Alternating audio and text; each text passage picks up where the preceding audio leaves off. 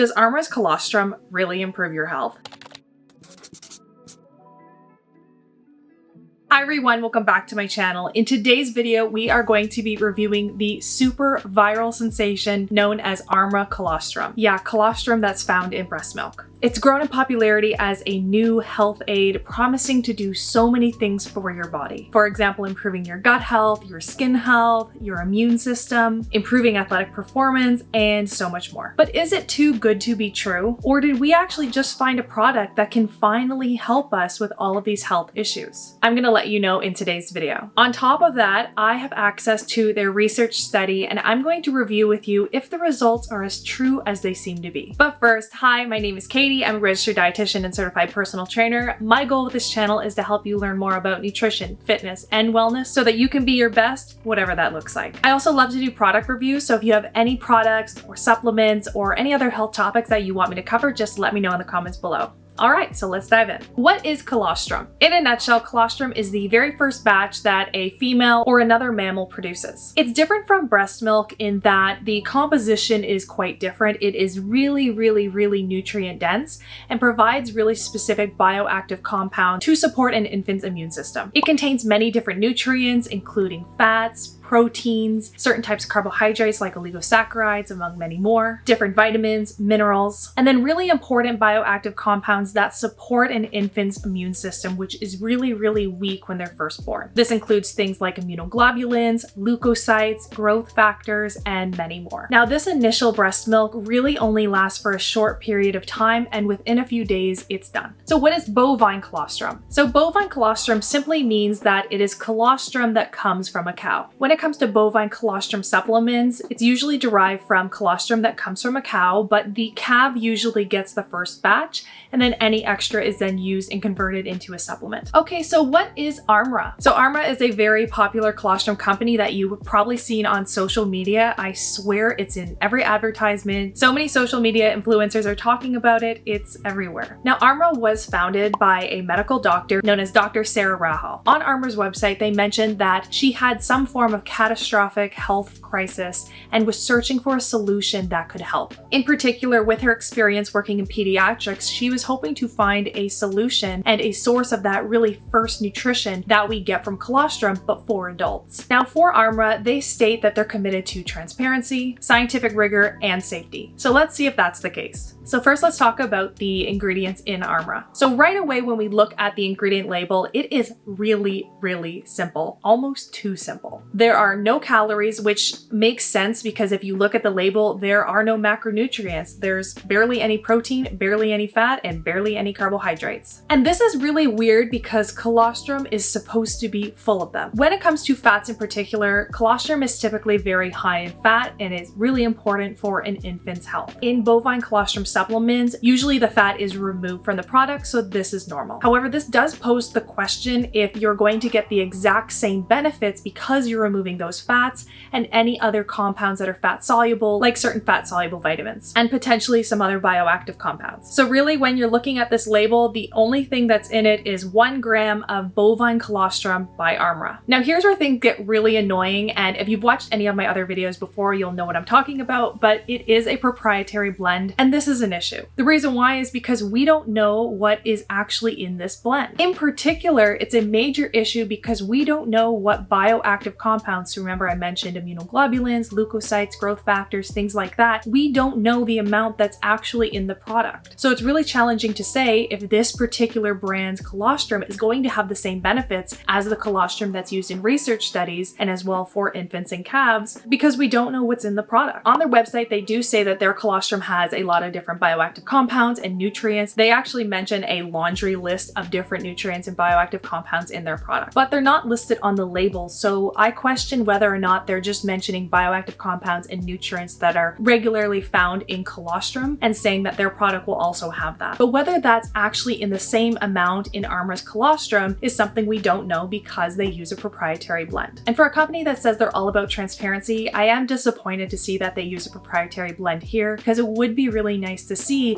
the actual amounts in their supplement. So now let's talk about some of the claims that ARMRA makes. They say that their product is going to help strengthen your immunity, ignite your metabolism, metabolism, fortify your gut, help restore sleep, improve mood, focus, and energy, support sinus health, and enhance skin radiance, also to activate hair growth, and fuel performance and recovery. So wow, that is a lot of claims. So if you go on their website, what you'll notice first is that they say that there are over 5,000 different scientific studies on bovine colostrum. And this is absolutely true. We do have a lot of research papers on bovine colostrum, some of which are clinical trials, some are cell studies, others are review papers, and then some papers, and I'd say a lot of them, aren't necessarily on bovine colostrum supplements, they're on colostrum itself. Another thing to keep in mind is that all of these studies that they cite, they're not actually on ARMRA colostrum. They're usually on other types of bovine colostrums used in different studies, but not actually their product itself. Now, when you go on their website and look at the results of their study, what you'll see is that they mention they did a study, but they do not provide the link to it. All they do is provide some of the data. So for example, listing a lot of different percentages and potential improvements that were seen. Now, I caution you so much with any type of company, it's not just ARMRA, but any type of company that says that they have data on improvements with their product, please be careful with taking the actual percentages at face value. The thing is percentages don't always mean what you think they do. So for example, I'm just going to make this up here, but let's say that you do a study on people with headaches. And on average, before the study starts, they have about 4 headaches a week. And let's say 12 weeks after taking a certain supplement, they have 3 headaches a week on average. Well, that's a 25% decrease in headache frequency, technically speaking. However, the difference between 3 and 4 headaches isn't actually that clinically significant. So when people use percentages to show an improvement, just be careful because that doesn't necessarily guarantee it's as drastic of a change as you think it is. So as I mentioned, ARMRA does not actually have the study itself listed on the website. So I contacted them and asked them to send me the scientific paper, and they did send it to me, and kudos to ARMRA for doing that. I do appreciate that they are willing to share the results. However, it would just be a lot easier if they posted a link to the results on their website. So overall, the study had 60 participants and they were split into 2 groups of 30. Now, the first group of 30 people were people that were focused on exercise performance and tend to do quite a bit of exercise. The second group of 30 people were focused on people with gut issues. As you can see, there is no placebo group, and if you don't know what a placebo group means, it's just the group that doesn't take the supplement to see if there's actually a significant change in the people that are taking the supplement. There was also no randomization, so people were actually picked to be in each group. And finally, it wasn't blinded. So if the study isn't blinded, that means that the participants know they're taking the product, and this can lead to bias because they know they're taking it, and this can lead to the placebo effect. It can lead to them making different changes in their lifestyle habits and so on. But continuing on with the research design, basically what they did was they took baseline results, so before they started taking the supplement, and they had them fill out a survey asking a bunch of different questions depending on which group they were in. So for example, do you experience bloating on the regular? Do you have any skin issues? Do you feel fatigued after working out? Things like that. And then for 12 weeks, they were given the ARMRA Colostrum supplement.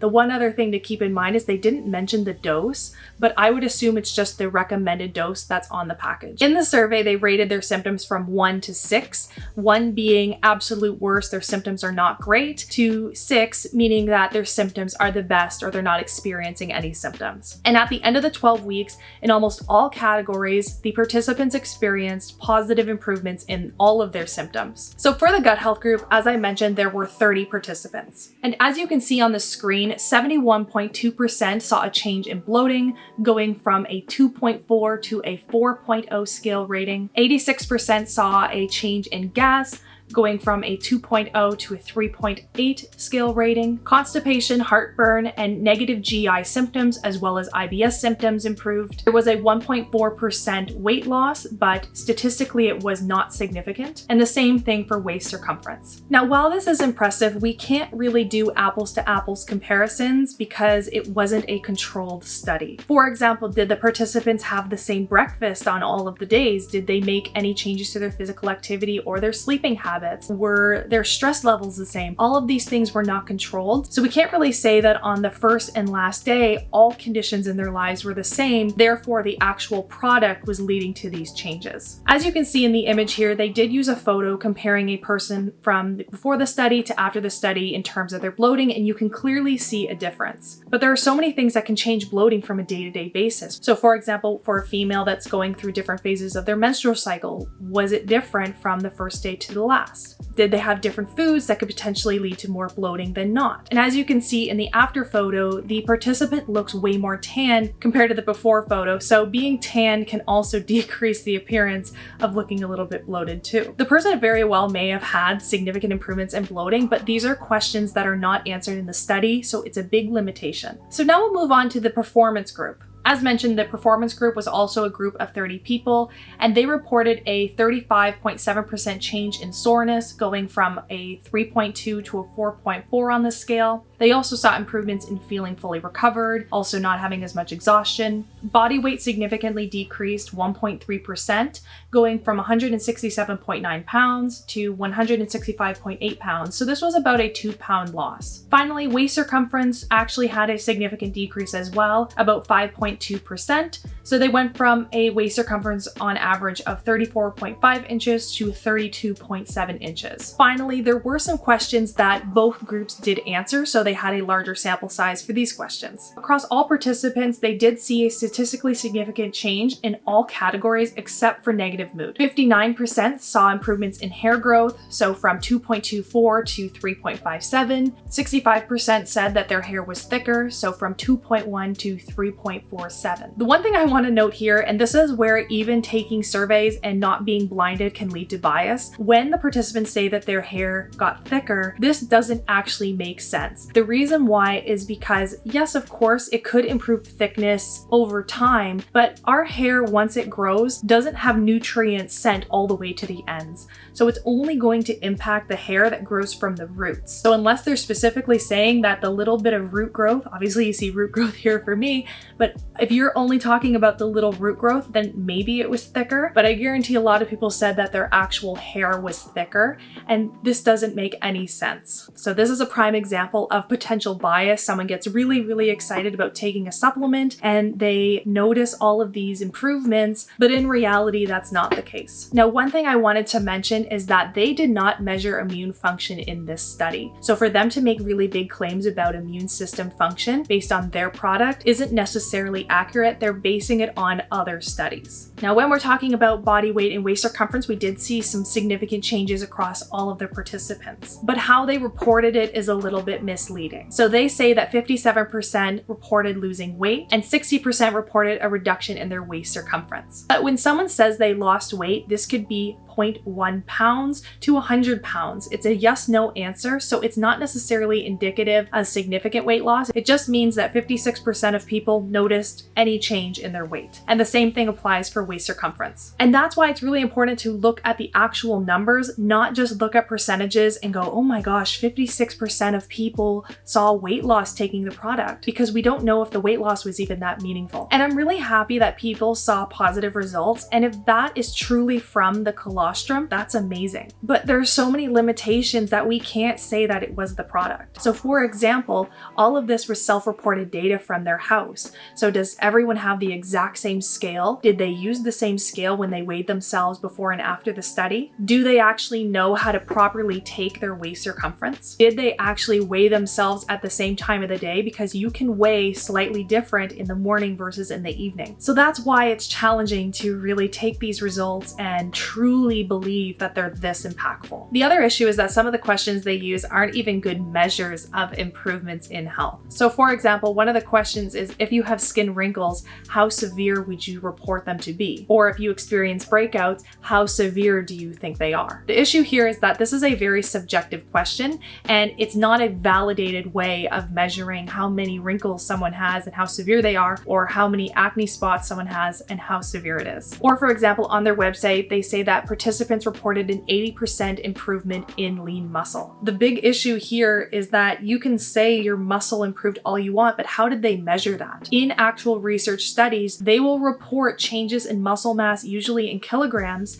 and they use validated tools to see if there is an actual difference. Asking someone if their lean muscle improved is not a validated way of measuring it. Ultimately, there are a lot of limitations with the study. I commend them for at least doing a study, but I would be very careful with taking taking their results at face value and thinking that they lead to these massive, significant changes, because after looking at the data, they don't really seem to do that. And this is a problem that I find a lot of companies do, not just ARMRA, but they report the results like this because they're really impressive. 80% improvement in lean muscle, 56% of people said they lost weight, 60% said that they had decreases in their waist circumference. These are big numbers, and it can convince people that their product really works. Now, in terms of the other studies that ARMRA presents on their website, they really mention a ton of different research studies. We can't, again, do apples to apples comparisons because all of the studies were not actually done on ARMRA Colostrum. Also, a lot of them were review papers, they weren't done in humans, or they weren't quality clinical trials. So based on their study, I'm not going to rely on the studies that they mentioned because it's not the same thing. So based on their study, I will say that there does seem to be some type of improvement, although there are, again, a lot of limitations that we've already talked about a lot. Okay, so now does ARMRA help with immune health? First of all, almost all of the studies that I looked at acknowledge that the evidence is really weak for taking a colostrum supplement and supporting immune system, at least at this time. We do have a 2020 meta-analysis that did look at taking a bovine colostrum supplement and whether or not that helps to improve different types of immune measures on physically active people. So based on the studies that they looked at, the average dose was 10 to 25 grams of bovine colostrum. And right away, don't you notice that that's 10 to 25 times the amount that's found in ARMRA that actually only provides 1 gram? And from the studies, we see that there really were no significant improvements in different types of immune system measures. And again, on top of this, the studies used 10 to 25 grams of bovine colostrum. So really in this study, they used doses of 10 to 25 times the amount ARMRA does and still didn't see significant improvements in immune system measures. Finally, let's talk about the claims that ARMRA makes in terms of improving gut permeability. First, gut permeability simply means how easy is it for bacteria and other foreign substances to get into our bloodstream through our gut lining. Normally, for the average healthy person, our gut lining is really, really strong and the spaces between the cells are really, really tight. So bacteria and other harmful things can't get in and go into our bloodstream. They just continue to go along the digestive tract and then they leave through fecal matter. But for some people, they do have a weakened gut lining, and this can lead to something known as leaky gut or increased gut permeability, meaning that their gut is more permeable so things can get in. And this can lead to an array of problems, for example, increased inflammation, increased risk of certain chronic diseases, and so on. As for research on gut permeability and taking a colostrum supplement, surprise, surprise, the research is really mixed. So for example, there was a 2024 meta-analysis that looked at gut permeability and taking colostrum supplements. Some of the research studies that they reviewed did see improvements in gut permeability symptoms when taking bovine colostrum, but other studies found that there were no significant differences in taking bovine colostrum and improving gut permeability. And also keep in mind that these studies were done in athletes and generally healthy people. So right away, we can't say that this is going to help someone with Crohn's disease, for example, because they have a completely different situation going on in their gut. And yet again, majority of the studies use significantly higher doses than the 1 gram recommended serving from ARMRA. But there were some positive results in this study. What they did notice was that there was a significant difference in 2 different measures of gut permeability. The first one was lactulose and the other one was rhamnose. So they noticed that there was a significant decrease in these measures in participants that took bovine colostrum. And the author suggests that bovine colostrum could potentially help improve gut permeability because of the different types of bioactive compounds. So for example, those immunoglobulins we've been talking about, these may help to support the integrity of our gut lining. But again, as I've said a million times now, the authors did mention limitations in their study, and really that we need more quality research before we can even say this works. So like I mentioned, this study was done in people that were athletes and healthy. So what about people with gut disorders? Well, yet again, the research is really limited. There are some studies that did see improvements in inflammatory markers, but again, this isn't enough data to say that a colostrum supplement will absolutely do this. So now the big question, is ARMRA any different from any other bovine colostrum out there? Well, ARMRA seems to think so by using the very bold language on their website. They make some claims that really bother me here, and I really wish they would take this off their website. They say that conventional colostrum, so really any other bovine colostrum out there, is suited for a cow's health, while their colostrum is suited for human health. my question is, how exactly do you figure that's the case? Bovine colostrum is designed for cows. It's from a cow, it's for a cow. Sure, we use it as a supplement, but that doesn't mean that you're able to magically change the nutrient composition of your specific colostrum so that it's somehow tailored to humans. And if you're going to say that your colostrum is that different from traditional colostrum, those 5,000 studies that are mentioned on the website should actually be taken off, because those studies are done on conventional or traditional colostrum, not ARMRA. So all the claims are now no longer valid. They say that conventional colostrum is nutrient deplete, which again, that doesn't make sense. Colostrum is one of the most nutrient dense forms of breast milk, and this applies whether it's from a cow or whether it's from a human. It's extremely nutrient dense. So to say that it's somehow nutrient deplete makes absolutely no sense. Same thing applies for the bioavailability claim. Where's your research to back up this statement? They say that they use cold chain biopotent technology, so potentially it may help slightly increase the bioavailability and preserve some of the bioactive compounds, though again, we don't know how much is in the product. But I wouldn't say that that means somehow other bovine colostrums on the market aren't bioavailable, meaning that they actually get utilized by the body. To make things worse, they say that conventional colostrum is somehow inflammatory. This makes absolutely no sense. ARMRA's bovine colostrum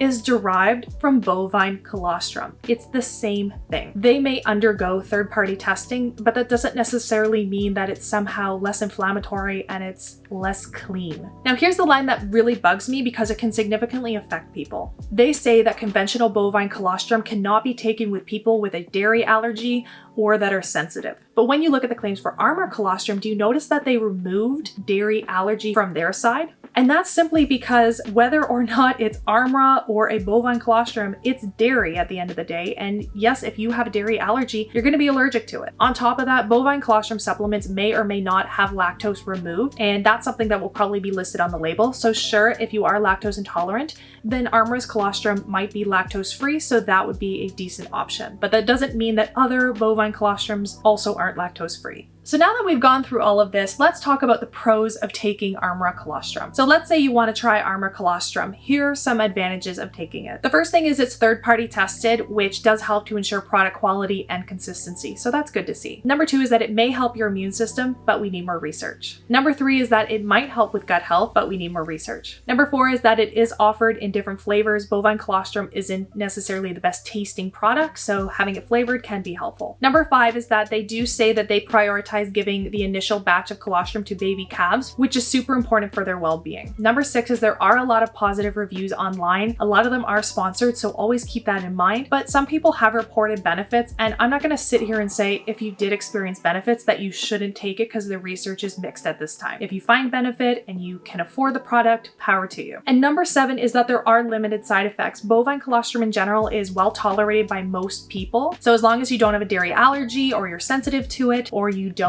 eat animal products, then it is something that probably will be well tolerated by the average person. Okay, so now let's talk about some cons of taking ARMRA colostrum. Before you buy ARMRA colostrum, there are a lot of downsides that you should keep in mind. Number 1 is it's very expensive. For 1 jar of ARMRA colostrum that is supposed to last about 3 months, it's $152.88. But here's where things get even more challenging, is that when you look on the label, they say you can take 1 scoop, but if you want added benefits, you should take 2 to 3 scoops. So that really decreases the usage if you take 3 scoops a day to 1 month. Number 2 is that the dose is very low compared to all the studies that we see that use upwards of 10 to 25 grams and even higher. ARMRA has the dose of 1 gram. Number 3 is that they use a proprietary blend. I'm very disappointed that they use a proprietary blend because we can't actually see what's in the product. Number 4 is that they make big claims without a ton of research to actually back them up. Number 5 is that they do use some misleading language, which we talked about. Number 6 is we can't guarantee that this colostrum, or really any colostrum, is going to have a high enough amount of those bioactive compounds we've talked about to actually elicit a positive response in the body. Number 7 is it's definitely not suitable for anyone with a dairy allergy or those that don't consume animal products. So for all of these reasons, I'm not confident in recommending ARMRA colostrum at this time. So now let's talk about my overall thoughts. ARMRA is a very popular colostrum supplement that has taken social media by storm. While a lot of people are really excited about the benefits of colostrum, and if you've had any benefits, that's amazing. I'm super happy for you, but the research is still really mixed at this time to be making big, bold statements and saying that colostrum is the new